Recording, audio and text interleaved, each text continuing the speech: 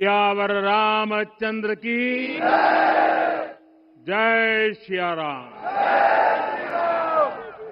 उत्तर प्रदेश की राज्यपाल आनंदीबेन पटेल,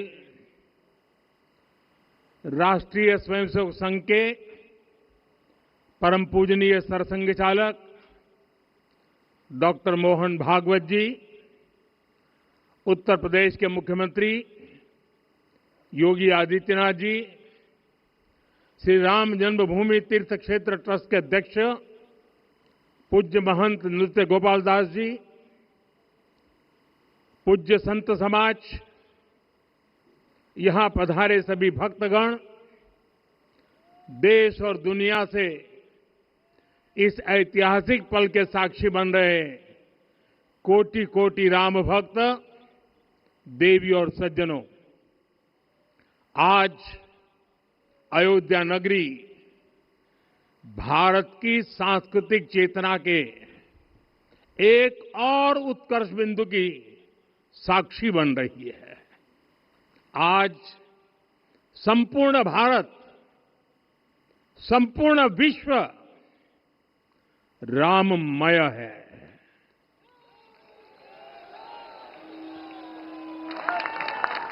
हर राम भक्त के हृदय में अद्वितीय संतोष है, असीम कृतज्ञता है, अपार अलौकिक आनंद है।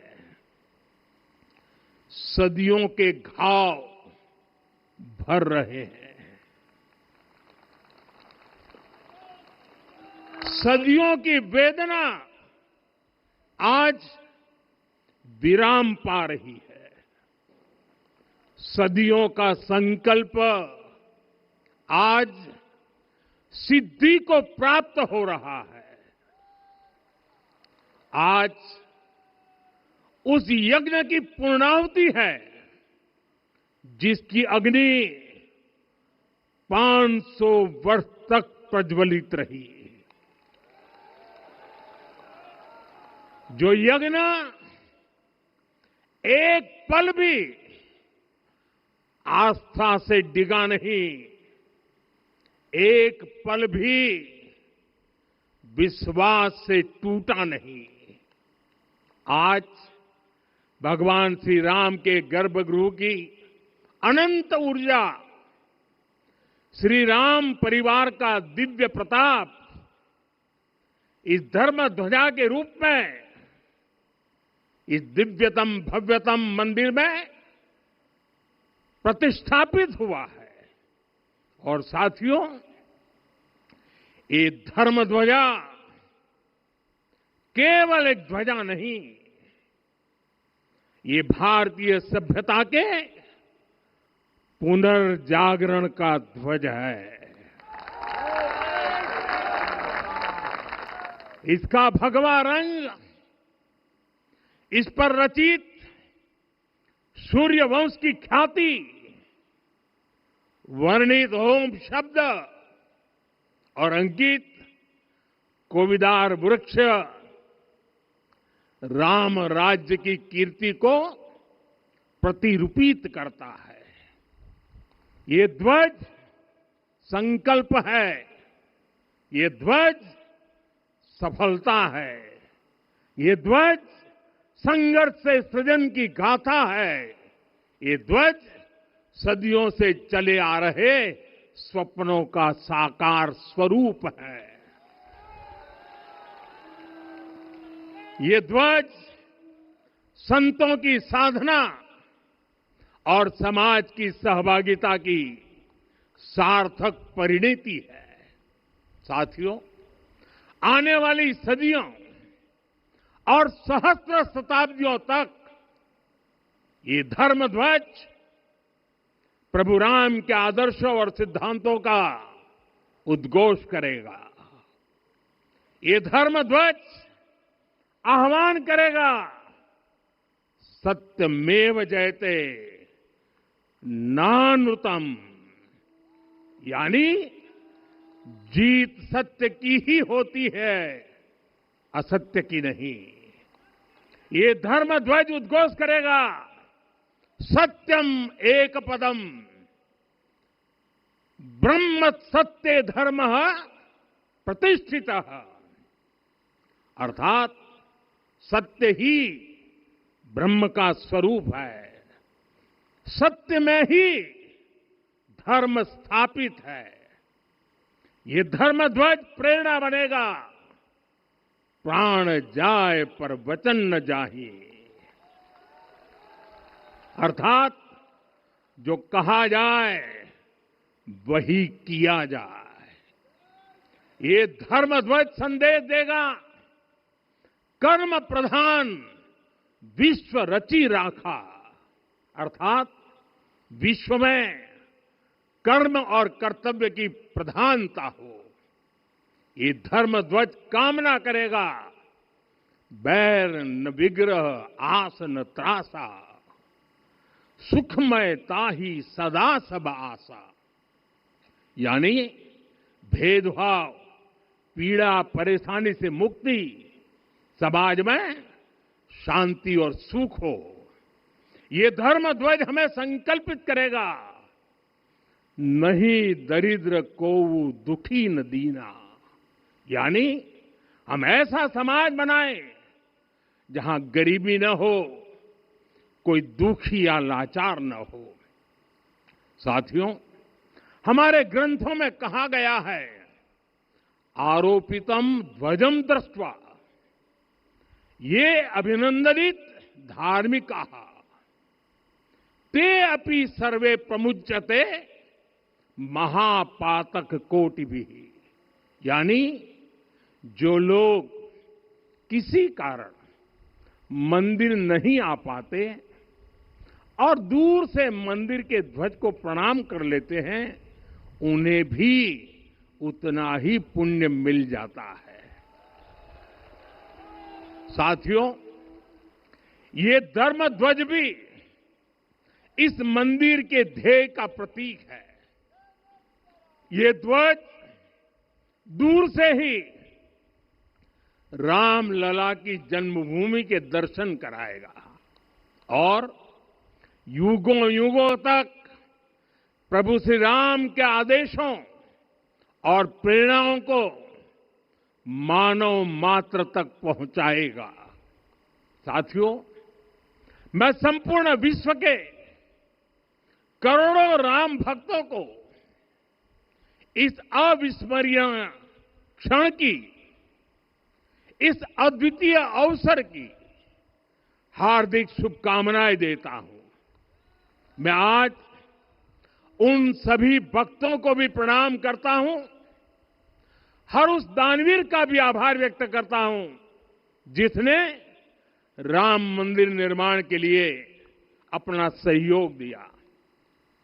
मैं राम मंदिर के निर्माण से जुड़े हर श्रमवीर, हर कारीगर, हर योजनाकार, हर वास्तुकार, सभी का अभिनंदन करता हूं।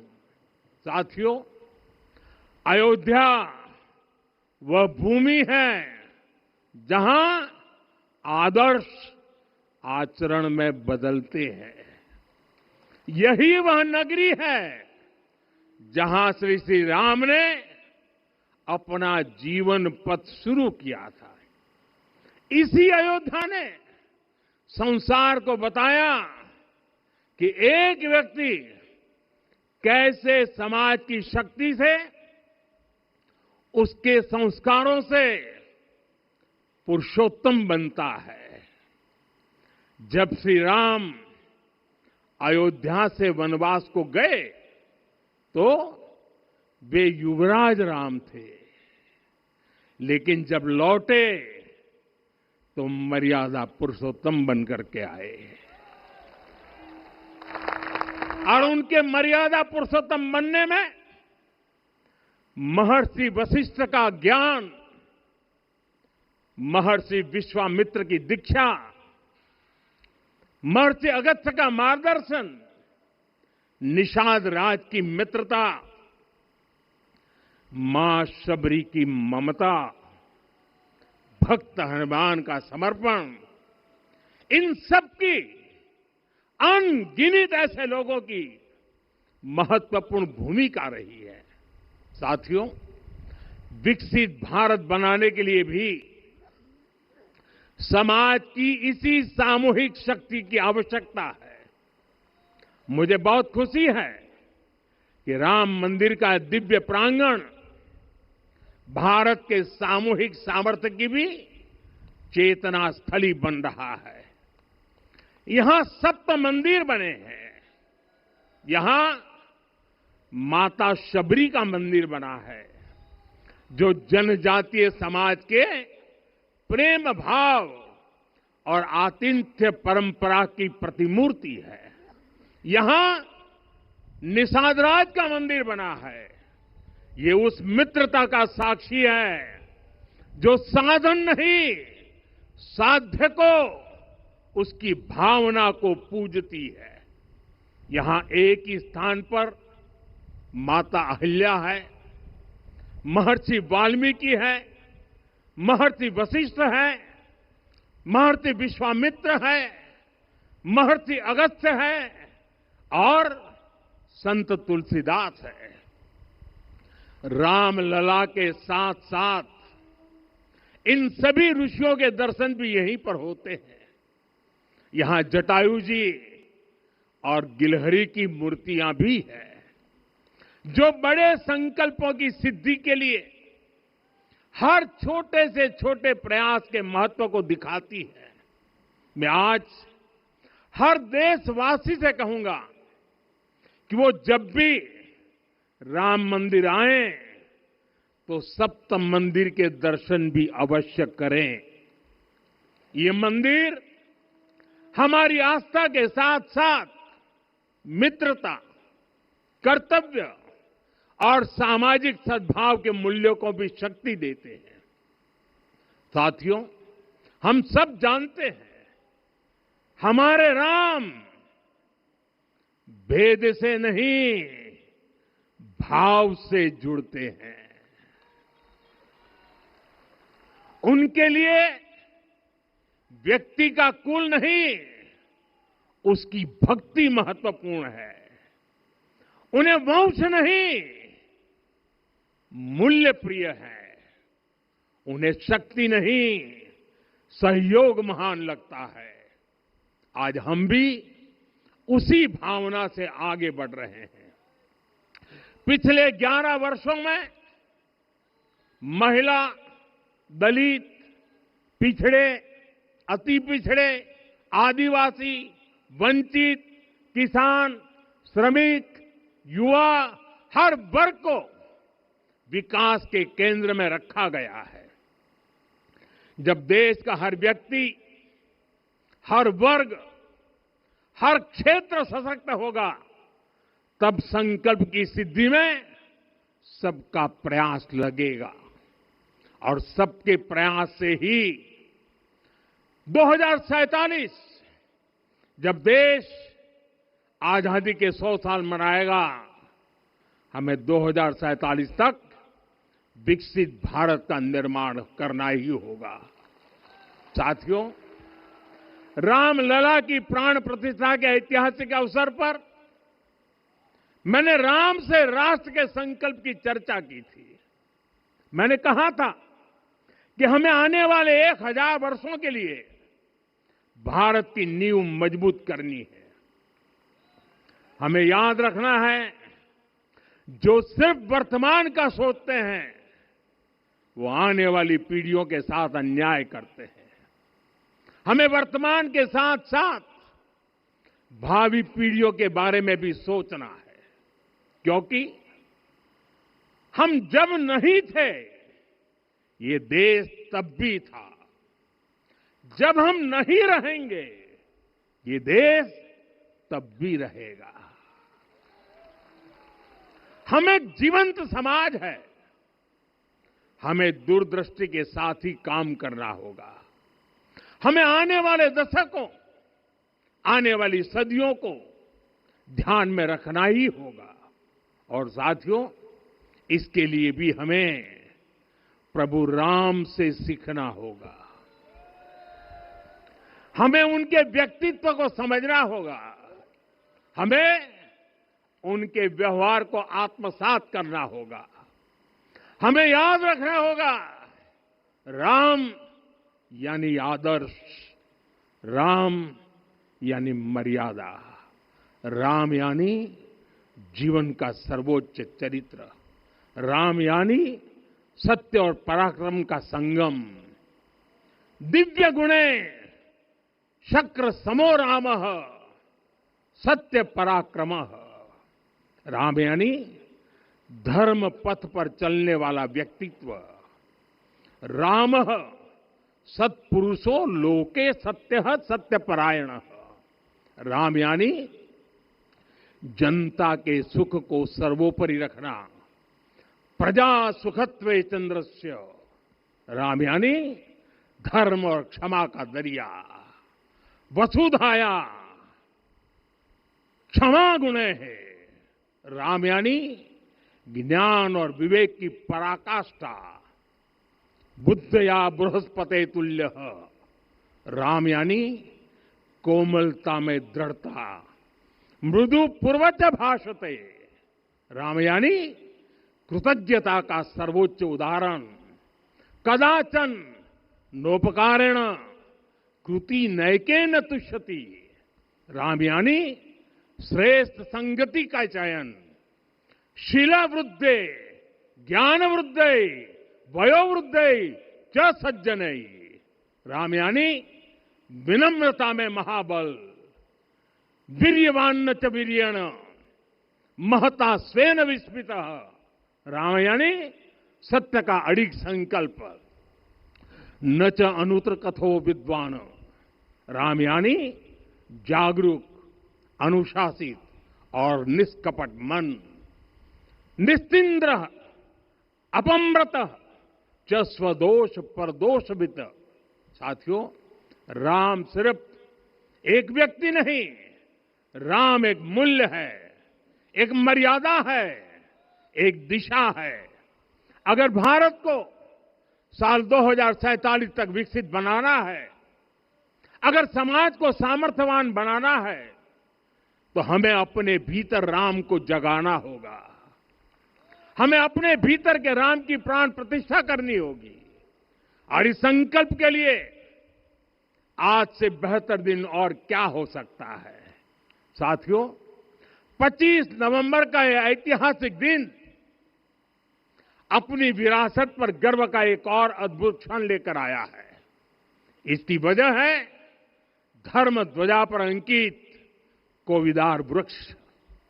ये कोविदार वृक्ष इस बात का उदाहरण है कि जब हम अपनी जड़ों से कट जाते हैं तो हमारा वैभव इतिहास के पन्नों में दब जाता है। साथियों, जब भरत अपनी सेना के साथ चित्रकूट पहुंचे तो लक्ष्मण ने दूर से ही अयोध्या की सेना को पहचान लिया। ये कैसे हुआ, इसका वर्णन वाल्मीकि जी ने किया है। और वाल्मीकि जी ने क्या वर्णन किया है? उन्होंने कहा है, विराजित उद्गत स्कंधम कोविदार ध्वजः रथे। लक्ष्मण कहते हैं, राम, सामने जो तेजस्वी प्रकाश में विशाल वृक्ष जैसा ध्वज दिखाई दे रहा है, वही अयोध्या की सेना का ध्वज है। उस पर कोविदार का शुभ चिन्ह अंकित है। साथियों, आज जब राम मंदिर के प्रांगण में कोविदार फिर से प्रतिष्ठित हो रहा है, यह केवल एक वृक्ष की वापसी नहीं है, यह हमारी स्मृति की वापसी है, हमारी अस्मिता का पुनर्जागरण है, हमारी स्वाभिमानी सभ्यता का पुनः उद्घोष है। कोविदार वृक्ष हमें याद दिलाता है कि जब हम अपनी पहचान भूलते हैं तो हम स्वयं को खो देते हैं, और जब पहचान लौटती है तो राष्ट्र का आत्मविश्वास भी लौट आता है। और इसलिए मैं कहता हूं, देश को आगे बढ़ना है तो अपनी विरासत पर गर्व करना होगा। साथियों, अपनी विरासत पर गर्व के साथ साथ एक और बात भी महत्वपूर्ण है, और वो है गुलामी की मानसिकता से पूरी तरह मुक्ति। आज से 190 साल पहले 190 साल पहले साल 1835 में 1835 में मैकाले नाम के एक अंग्रेज ने भारत को अपनी जड़ों से उखाड़ने के बीज बोए थे। मैकाले ने भारत में मानसिक गुलामी की नींव रखी थी। 10 साल बाद यानी 2035 में उस अपवित्र घटना को 200 वर्ष पूरे हो रहे हैं। कुछ दिन पहले मैंने एक कार्यक्रम में आग्रह किया था कि हमें आने वाले 10 वर्षों तक उस 10 वर्षों का लक्ष्य लेकर चलना है कि भारत को गुलामी की मानसिकता से मुक्त करके रहेंगे। साथियों, सबसे बड़ा दुर्भाग्य यह है कि मैकाले ने जो कुछ सोचा था उसका प्रभाव कहीं व्यापक हुआ। हमें आजादी मिली, लेकिन हीन भावना से मुक्ति नहीं मिली। हमारे यहां एक विकार आ गया कि विदेश की हर चीज, हर व्यवस्था अच्छी है और जो हमारी अपनी चीजें हैं उनमें खोट ही खोट है। साथियों, गुलामी की यही मानसिकता है जिसने लगातार यह स्थापित किया। हमने विदेशों से लोकतंत्र लिया। कहा गया कि हमारा संविधान भी विदेश से प्रेरित है, जबकि सच ये है कि भारत लोकतंत्र की जननी है, मदर ऑफ डेमोक्रेसी है। लोकतंत्र हमारे डीएनए में है। साथियों, अगर आप तमिलनाडु जाएंगे तो तमिलनाडु के उत्तरी हिस्से में उतिरमेरूर गांव है। वहां हजारों वर्ष पहले का एक शिलालेख है। उसमें बताया गया है कि उस कालखंड में भी कैसे लोकतांत्रिक तरीके से शासन व्यवस्था चलती थी, लोग कैसे सरकार चुनते थे। लेकिन हमारे यहां तो मैग्ना कार्टा की प्रशंसा का ही चलन रहा। हमारे यहां भगवान बसवन्ना, उनके अनुभव मंटपा की जानकारी भी सीमित रखी गई। अनुभव मंटपा यानी जहां सामाजिक, धार्मिक और आर्थिक विषयों पर सार्वजनिक बहस होती थी, जहां सामूहिक सहमति से निर्णय लिए जाते थे। लेकिन गुलामी की मानसिकता के कारण इस भारत की कितनी ही पीढ़ियों को इस जानकारी से भी वंचित रखा गया। साथियों, हमारी व्यवस्था के हर कोने में गुलामी की इस मानसिकता ने डेरा डाला हुआ था। अब याद करिए, भारतीय नौसेना का ध्वज सदियों तक उस ध्वज पर ऐसे प्रतीक बने रहे जिनका हमारी सभ्यता, हमारी शक्ति, हमारी विरासत से कोई संबंध नहीं था। अब हमने नौसेना के ध्वज से गुलामी के हर प्रतीक को हटाया है। हमने छत्रपति शिवाजी महाराज की विरासत को स्थापित किया है। और ये सिर्फ एक डिजाइन में बदलाव नहीं हुआ, ये मानसिकता बदलने का क्षण था।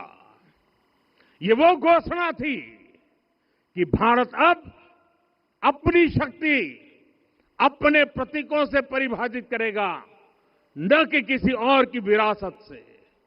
और साथियों, यही परिवर्तन आज अयोध्या में भी दिख रहा है। साथियों, ये गुलामी की मानसिकता ही है जिसने इतने वर्षों तक रामत्व को नकारा है।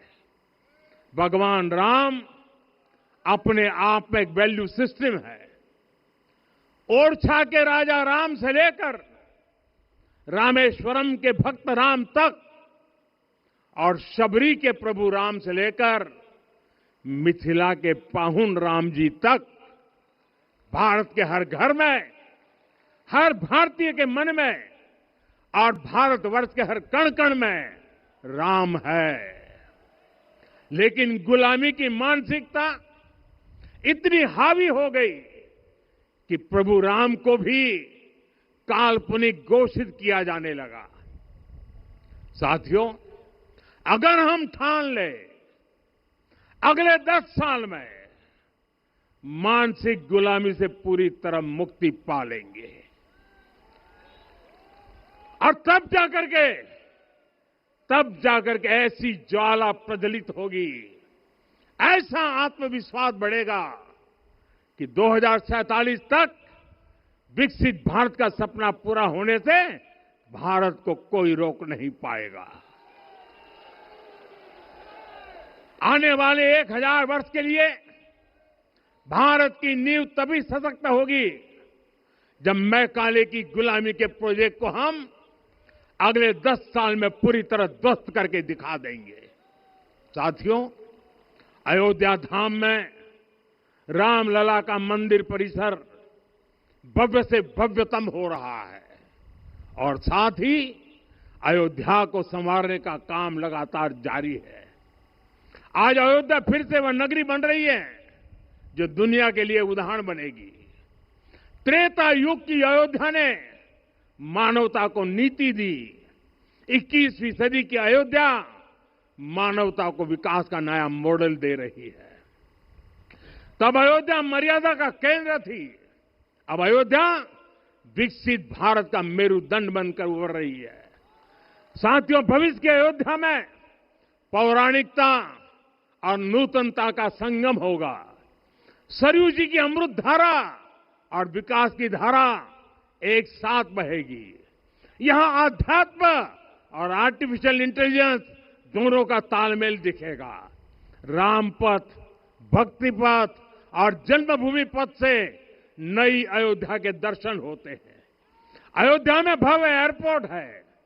अयोध्या में आज शानदार रेलवे स्टेशन है।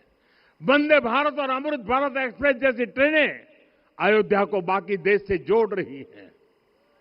अयोध्या वासियों को सुविधाएं मिले, उनके जीवन में समृद्धि आए, इसके लिए निरंतर काम चल रहा है।